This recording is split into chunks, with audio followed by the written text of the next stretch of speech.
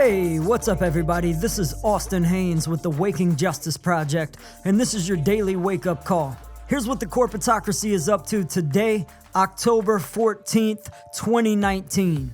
This is our Monday Roundup edition. In case you missed any news last week, you can visit our website at wakingjustice.org for more details. Here are the headlines.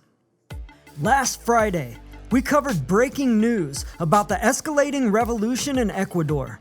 The Ecuadorian people are furious with their president, Lenin Moreno, for selling them out to the US Corporatocracy. Moreno was elected in 2017 after his predecessor Rafael Correa had completed his third and final term as president. Moreno was vice president during the Correa administration all those years, and Correa was much beloved by the Ecuadorian people. He'd inherited an economic mess due to decades of meddling by the CIA. During his presidency, Correa closed down the U.S. military base there, took back Ecuador's oil from U.S. corporations, and rebuilt the economy through democratic socialism. Correa expanded healthcare by 100% and reduced poverty by 38% and extreme poverty by 47%. Moreno ran on his predecessor's record, but as soon as he was elected, Ecuadorians and former President Correa learned the truth about Moreno. He's a fraud, now embroiled in criminal scandal, and has sold out the Ecuadorian people for a multi-billion-dollar deal with the US-led IMF.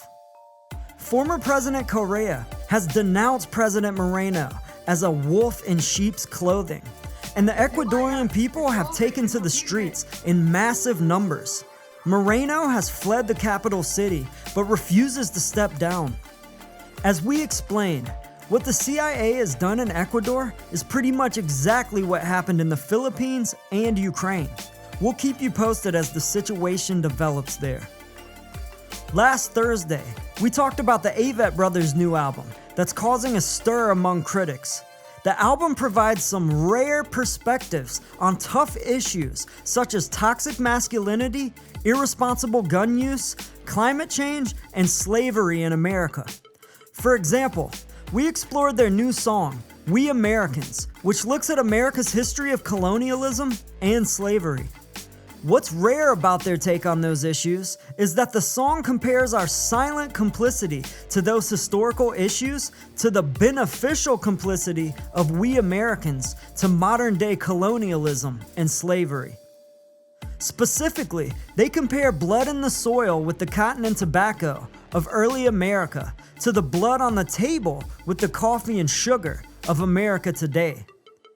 The Avett Brothers leave their issues there for the listener to further ponder, but we explored it further, showing reports on how major corporations like Nestle and Starbucks source coffee produced by slave labor.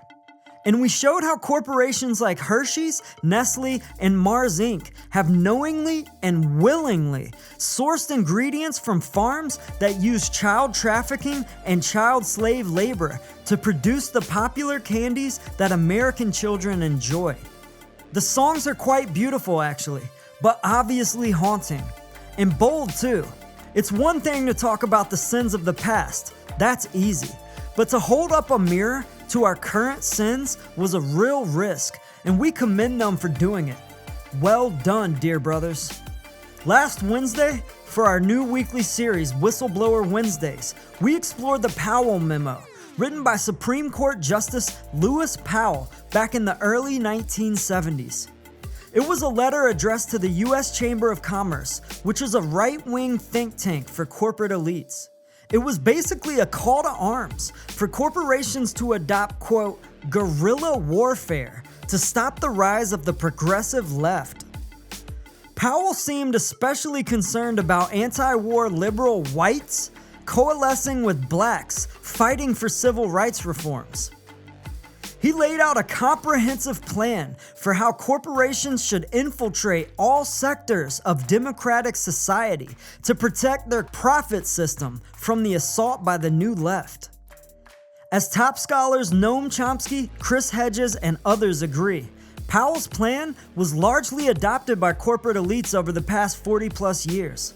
And now, 40 years later, as Chris Hedges writes, the corporate coup d'etat of our democracy is now complete. The corporations have won. Corporate elites have transformed our once representative democracy into a corporate plutocracy. It's what we call the US Corporatocracy, where, as a recent Princeton study has revealed, the average American now has a near zero, statistically non-significant impact on public policy, where wealth inequality is now higher than any country in the past, anywhere in the world, and where no other society in human history has ever imprisoned so many of its own citizens. The corporatocracy has pushed us to the brink of social and ecological collapse, and we have to fight back. But it's beyond delusional to think that we could ever vote such corrupt and moneyed elites out of power.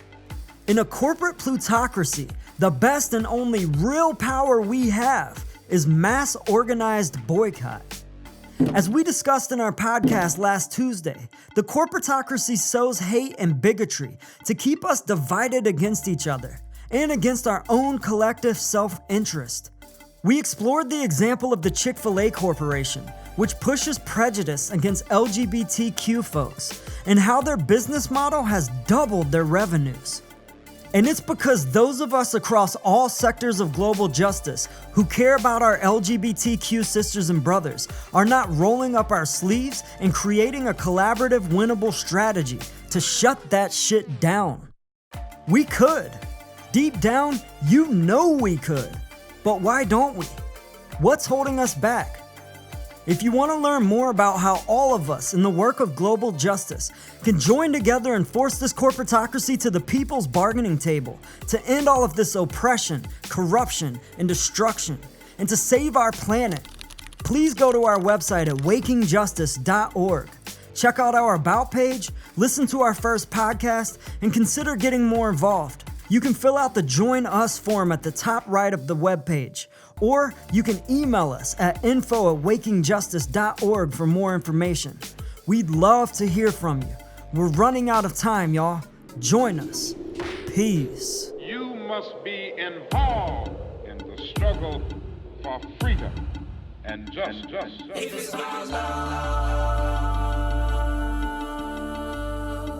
if it's my Justice is waking, justice is rising. Justice is waking, justice is rising. If it's my Justice love, is waking, justice is rising. And it ain't just us, it's all of us. Justice is waking, justice is rising. And it ain't just us, it's all of us. if it's my love, May every soul unite, tend the fire and let old coals relight. I'm a citizen of the world and we fight for the rights of everybody to live a truly free life. Red or yellow, black or white, left or right, gay or straight, human or animal, all life. Cause what matters is what is in common. If you know it, stand tall and keep dropping the Justice knowledge. is waking, justice is rising. And it ain't just us, it's all of us. if it's my love.